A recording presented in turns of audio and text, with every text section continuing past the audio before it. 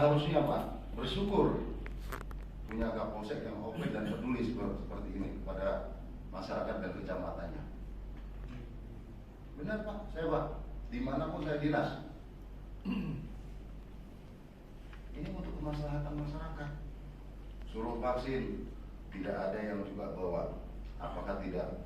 Mungkin sosialisasi ataupun bagaimana, ataupun ada yang menebarkan hoax, kita nggak ngerti.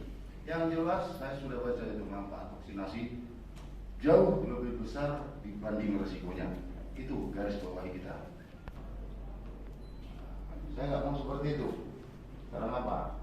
Bisa-bisa nanti ada hal yang dirugikan di situ, bisa jadi kita adalah yang membunuh kita. Nah itu yang pertama. Karena apa? Untuk masing-masing kita untuk bisa memaklumi dan menjalankan sesuai dengan undang-undang. Itu saja apa yang dikatakan oleh Pak Camat. Setidaknya kita hanya menyampaikan kepada masyarakat itu kewajiban kita. Makanya kalau memang Pukis nanti sarankan juga Pukapus, mohon saran juga, apabila ada terjadinya ada lagi yang menjadi pasien COVID di rumah sakit, tolong dikoordinasikan dengan Satgas. Tetapi kita sudah mewajibkan seluruh kampung untuk membuat PPA mikro.